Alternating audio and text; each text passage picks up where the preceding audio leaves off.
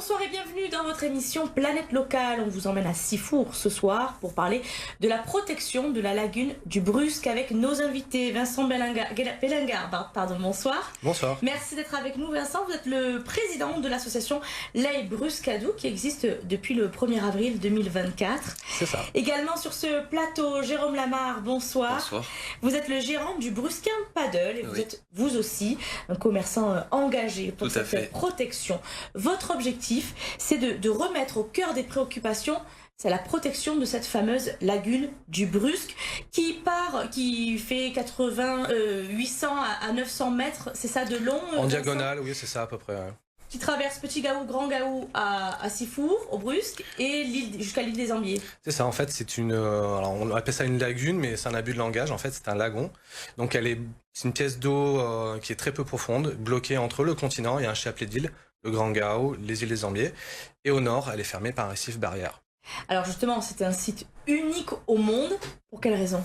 Parce que déjà, les lagons, généralement, on a l'habitude qu'ils soient fermés par des récifs de corail.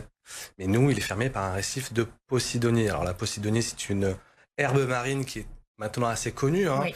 C'est le plus grand organisme végétal marin au monde. On la trouve qu'en Méditerranée.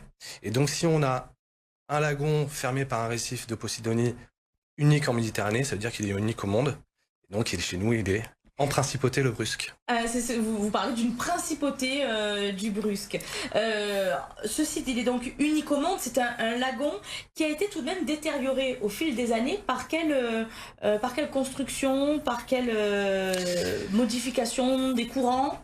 Alors, il faut savoir quand même que cette lagune, elle est exploitée depuis de nombreux siècles. Hein. Donc, la première modification qu'il y a eu, à 11 siècles, il y a une route qui a été empierrée sous la lagune pour, quand on exploitait le sel, eh bien, passer en charrette au travers de la lagune à des endroits et pas s'embourber.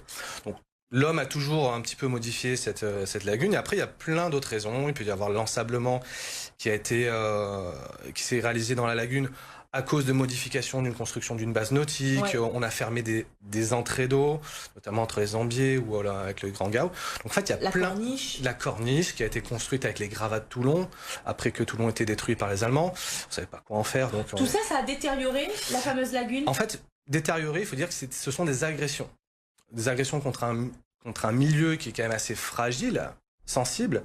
Et donc, on parle plutôt d'agression contre la lagune. Et donc, c'est un milieu qui peut être modifié, mais quand c'est trop par les activités humaines, eh bien, il y a des points de non-retour. Et alors, la dernière agression vraiment forte, c'est pendant entre les années 50 et 87, 88, où on a enlevé tout le monde. C'était une piscine, quoi. Il y avait du camping sauvage, et donc, en gros, il y avait plein de bateaux qui étaient dedans, qui restaient échoués. Donc voilà. Donc ça, c'est vraiment ça qui a été fait maintenant. Tout a été enlevé. Et elle reprend, on va dire, du poil de la bête, la lagune, mais c'est pas encore gagné. Elle reprend du poil de la bête justement grâce à l'engagement aussi de ces commerçants, et vous en faites partie, Bien Jérôme, sûr. puisque au sein de votre société donc de location de paddle, c'est ça ce que Oui, vous et de kayak, et je donne des cours également. Eh bien, lorsqu'on loue chez vous Oui. un paddle, un kayak, vous sensibilisez les clients à la protection de cette lagune, c'est-à-dire par quelles actions, par quels Exactement, conseils? je sensibilise les clients par des actions qui sont simples. J'ai la chance d'avoir eu une carte d'information pour mes clients que j'ai ici, vous pouvez voir, avec mes flyers. Et cette carte d'information, dessus il y a un QR code, ce qui nous permet en fait de tomber directement sur le site de l'association et de voir tous les éléments de protection de la lagune, donc aussi bien la Posidonie, l'habitat de l'hippocampe et ce sol marin qui est si fragile et que les clients doivent respecter lors de leur navigation. Et alors, il y a un élément essentiel, vous leur dites, si vous voyez sous l'eau une hippocampe, il faut absolument la déclarer. Oui, Expliquez-nous cette histoire d'hippocampe, parce que l'objectif aussi de votre action, c'est de réintroduire l'hippocampe dans le lagon, dans la lagune. Pas au hasard, l'hippocampe c'est le symbole du Brusque, mais pas seulement. Oui, effectivement. Alors, si vous venez chez nous en Principauté le Brusque, vous allez voir des hippocampes sur toutes les enseignes. Et puis, quand on a des petits garçons comme moi, ils me demandent ce que c'est. Et c'est une tristesse de leur dire que l'emblème du village, n'existe quasiment Les plus. scientifiques, ça fait 30 ans qu'ils n'en ont plus observé. Ouais. Et donc, effectivement, le but, c'est de les faire revenir en nombre dans la lagune. Pourquoi? Parce que ce serait signe de bonne santé. Et en fait, c'est ce qu'on appelle une espèce parapluie. À partir du moment où on prend une espèce, qu'on la protège, avant ça, il y a plein de travaux de restauration à faire de son milieu, peut-être d'autres espèces qu'il va manger ou qu'il va vivre avec, donc que ce soit la faune ou la flore. Et donc, en fait, c'est un prétexte. L'hippocampe est très cher aux yeux des Brusquins, mais en termes de projet écologique, ça a du sens. Et si on arrive à faire revenir les hippocampes en nombre, ça veut dire qu'on aura fait le job. Sous la surface de l'eau, on aura fini, la lagune sera vraiment restaurée. Hippocampe, Jérôme, qui a été vu il y a quelque temps par une de vos clientes. Oui, exactement. Au final, j'ai eu cette chance-là avec une de mes clientes qui m'a dit, on a observé des poissons, et elle m'a dit, on a vu un hippocampe. Et là, tout de suite, ça a fait tilt dans ma tête. J'ai tout de suite donc informé Vincent, qui a pu se mettre en contact avec elle, et elle a pu nous déclarer donc cette trouvaille au cœur du site internet. Et vous me disiez, Vincent, en préparant cette émission, ça a tout changé. Eh oui. Pourquoi ? Parce que ça fait 30 ans que les scientifiques n'en ont pas observé. À l'Institut Paul Ricard, on a la chance d'avoir un institut océanographique en bordure de lagune. Ils ont un vrai savoir-faire pour les écloseries d'hippocampe. C'est un animal très sensible, mais bon, depuis 2009, les différentes tentatives qu'il y a eu de réintroduction avaient un peu échoué. Et donc, ça a un peu lâché l'affaire là-dessus. Et donc, pour convaincre de retravailler sur l'hippocampe, il nous fallait vraiment quelque chose de concret. Et maintenant, c'est chose faite. C'est-à-dire que on a ce témoignage-là. On a pu identifier dans quel secteur la lagune il est. On a un autre témoignage aussi du gardien de l'île, qui avait vu un plongeur d'une équipe scientifique de Marseille, qui en avait observé aussi. Et on a une photo d'un hippocampe aussi dans le port du Brusque, qui est juste à côté. Donc ça veut dire vraiment qu'ils sont là. Et donc, grâce à ça, c'est un virage total parce que l'Office français de la biodiversité, le Conservatoire du littoral, Natura 2000, on peut leur dire, voilà, c'est pas juste on voudrait les réintroduire. Non, ils sont déjà là, bien cachés. Et donc c'est un argument phare pour après mettre en place des actions pour protéger le lagon, c'est ça ? Tout à fait, tout à fait. Et sur du moyen court terme, Jérôme, qu'est-ce qu'on peut mettre en place pour protéger le lagon ? Peut-être l'interdiction de pêcher, c'est déjà le cas ?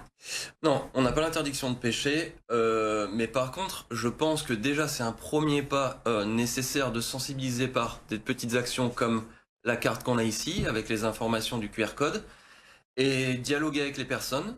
Et surtout, moi, j'informe à chaque location, j'ai cette envie de dire à quel point notre lagune, elle est précieuse avant le business.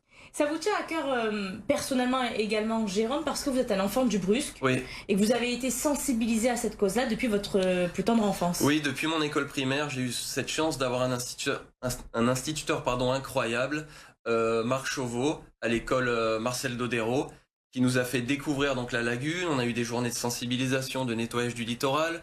On a eu des classes vertes où on a pu découvrir la faune et la flore de Notre-Dame-du-Mets notamment. C'est une personne qui nous a vraiment sensibilisés, notamment dans son enseignement, sur les mammifères marins, sur la biodiversité de la faune et la flore marine. Pour nous, en tout cas pour moi, ça fait partie de mon ADN de Brusquin. Et Vincent, qu'est-ce qu'on peut dire aussi aux personnes, aux touristes parfois, ou même aux locaux qui vont venir près de la lagune ? Faites attention à quoi particulièrement ? À ne pas piétiner autour ? Alors c'est notre grand combat. Alors il faut quand même rappeler que la lagune, c'est notre grande chance, elle est déjà protégée Natura 2000. Natura 2000, ça veut dire qu'il y a plein de choses qui sont déjà en place. Normalement, l'interdiction de piétiner, nager dans. Le problème, c'est que... C'est un label Natura 2000. C'est un label, c'est le plus bas label qu'on peut avoir. C'est-à-dire que c'est pas un label étatique. C'est un label pour aller assez vite parce que la personne qui protège cette zone va mettre en place lui directement aussi ces mesures.